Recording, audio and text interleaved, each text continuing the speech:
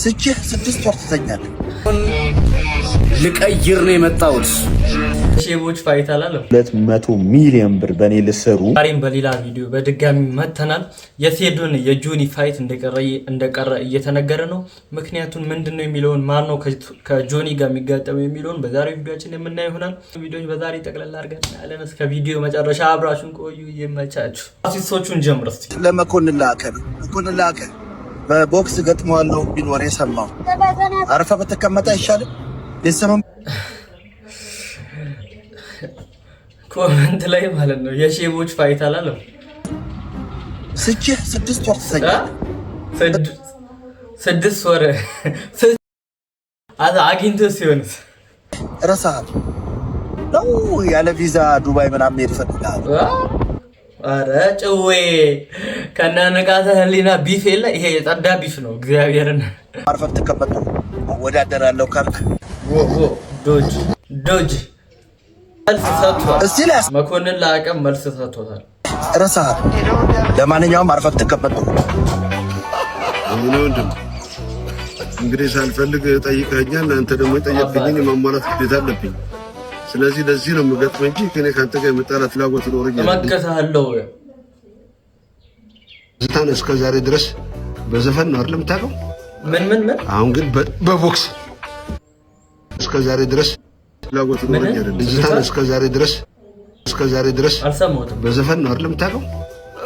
አሁን ግን በቦክስ አንድ ምምልልህ ነገር ግን ከአንገት በላይ አለካ። ለምን የብርን አለካ? ምክንያቱም ባንተም ጨከና እንጀት የለኝም። ዳቦ ቤት ግን ይሄ ፈኒ ነው። ከአንገት በላይ ከነካው ፔንት ይበላል። ለዛ ነው። ሌላው ደግሞ ከዛ ጋር በተገናኘ መግቢያው ላይ እንደጠቀስኩት ቴዶ ፋይቱን አይወዳደርም፣ አብቅቶለታል። ወላሂ በለፈለፉ ለማን ያለው ቴዶ ማርሻል አርት ከዚህ በኋላ ምንም አይነት ፋይት የለም እያለ ይገኛል። ጆኒ መልስ ይሰጣል በሚም ዶጋ ኮንትራት ለመፈራረም ወደ ጀሞ ሄጄ ነበረ። ባቀረብናቸው ጥቅሞችም ላይ በተለያዩ ነገሮች ላይ መስማማት አልቻልንም። የሚያናደኝ እድላችን ብቻ። ይሄ ቪዲዮ ለፈሪ ሰዎች ነው። በጣም ለምትፈሩ ሰዎች ፍርሃቶች ሁሉ ውሸት ናቸው።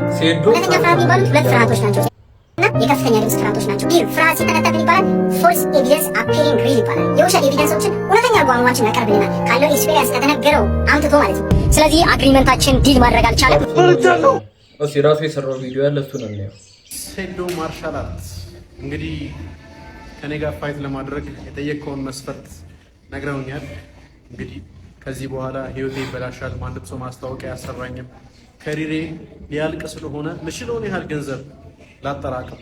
ውድድሩን ካደረገ የውሸት ፌክ ማርሻል አርት ነው ተብሎ ስሙ ይጠፋል በሚል ነው ማይወዳደረው በሚል ፋይቱን እንዳልተቀበልክ ቅድመ ክፍያ ፋይት ከማድረግ በፊት 5 ሚሊዮን ብር ካልተከፈለኝ ምንም በቃ ከዚህ በኋላ የፋይቲንግ ካሪየር ስለማይኖረኝ ፋይቱን አልቀበልም እንዳልክ ደርሶኛል።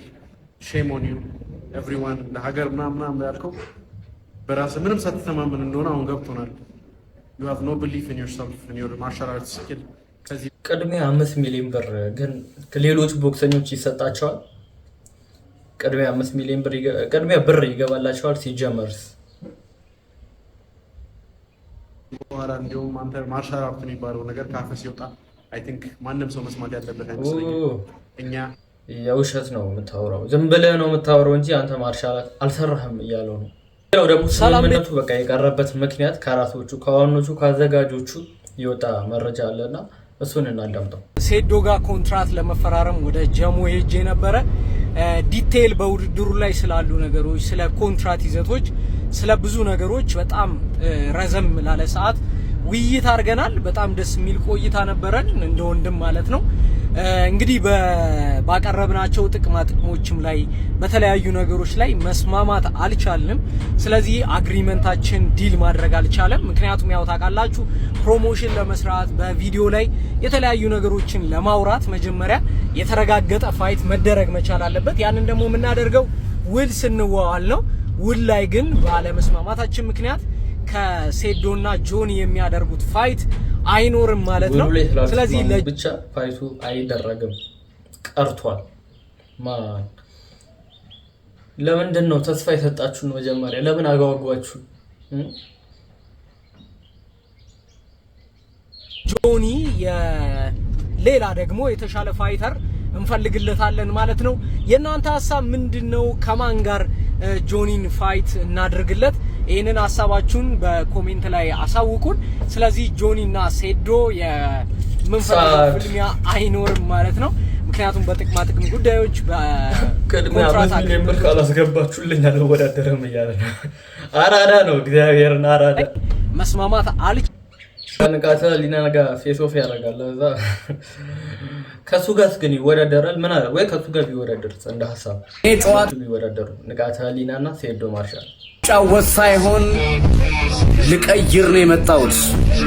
አታዩም እንዴ የዋን ግን ሴዶ የእንቁራሪቷ ውድድር ውል ዛሬ ልንፈራረም ጀሞ ድረስ 3 ቀን 4 ቀን አውርተን ጀሞ ድረስ ለውል መተው ነበር።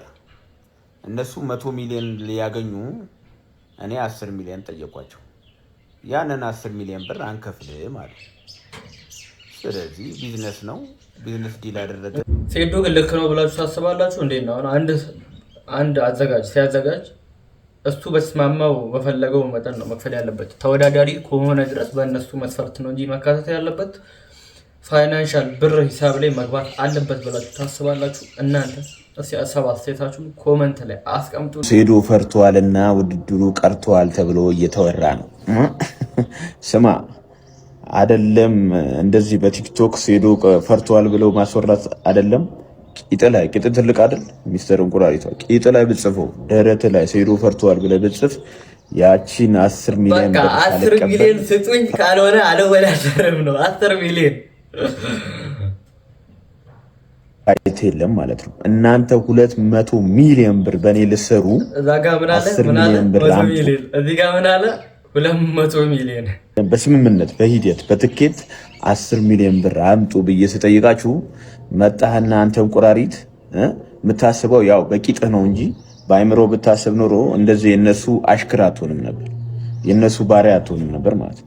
መጣህና ሴዶ ፈራኝ ብር ጠየቀ። ላልጠየቀ ነው ስማ አንተ ብሎ የሚገባ እኮ ማንም የለም። ይሄ ውድድር ሴዶ ተብሎ ነው ውድድሩ የሚካሄደው ማለት ነው። ስለዚህ ዓለም ጆኒ ደጋፊ የለውም ነው ምንድን ነው? ሴዶ ብቻ ነው ደጋፊ? እስኪ ኮመንት ላይ እኔ የሴዶ ደጋፊ ነኝ፣ እኔ የጆኒ ደጋፊ ነኝ እያላችሁ አስቀምጡልኝ። ጆኒ ሴዶ እያላችሁ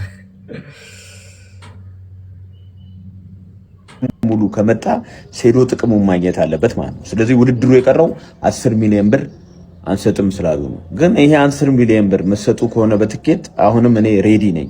ብር ግን ካልሰጣችሁ ገደል ግባ እያንዳንድ ማለት ነው። አንተ ከፈለክ ቂጥ ላይ ሴዶ ፈርቷል፣ ግንባር ላይ፣ ቦርጭ ላይ፣ እምብርት ላይ አጽፈ ውስጥ ልብስ ላይ ራሱ አጽፈ መሄድ ትችላለህ ማለት ነው። አገኘ አበሻ የዛሬው ቪዲዮአችን ይሄንን ይመስል ነበረ።